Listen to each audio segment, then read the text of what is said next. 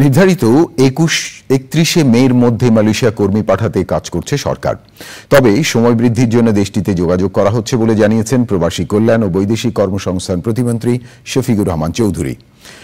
শুক্রবার মালয়েশিয়ায় বিনা অভিবাসন ব্যয়ে যাচ্ছেন ৭৩ জন শ্রমিক। দেখুন নাজিব বেগের রিপোর্টে। সৌদি আরবের পর বাংলাদেশের সবচেয়ে বড় শ্রমবাজার মালয়েশিয়ায় বর্তমানে ১২ লাখের বেশি কর্মী রয়েছেন। নানা অভিযোগে ২০১৮ সাল থেকে বাংলাদেশি কর্মী নেওয়া বন্ধের পর সেটি আবার চালু হয় ২০২২ সালে। তবে আগামী ৩১ মের পর বাংলাদেশ সহ ১৪টি দেশের কর্মী নেওয়া বন্ধ করছে মালয়েশিয়া। মন্ত্রণালয়ে এক অনুষ্ঠান শেষে মালয়েশিয়ার শ্রমবাজার নিয়ে সরকারের অবস্থান জানান প্রবাসী কল্যাণ প্রতিমন্ত্রী। আবার খোলার জন্য আমরা কাজ করতেছি, আমাদের মন্ত্রণালয় কাজ করতেছে, আমাদের সরকার প্রধান কাজ করতেছেন। আমরা মালয়েশিয়ার সাথে যোগাযোগ করতেছি, মালয়েশিয়া গভর্নমেন্টের সাথে যোগাযোগ হচ্ছে এবং ইনশাল্লাহ বন্ধ হবে না, খোলা হবে এবং খোলা থাকবে।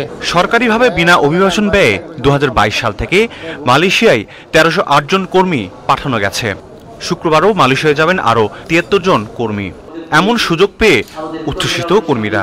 আমার একটা খরচ লাগে না, বিনামূল্যে যাওয়ার পর সবকিছু কোম্পানি দেয় আর যাতে খুব আনন্দ হচ্ছে। ৫ লক্ষ টাকা লাগে মালয়েশিয়া দেখতে, এখন আমরা বিনা খরচে যাইতেছি, এটা আমরা অনেক আনন্দিত।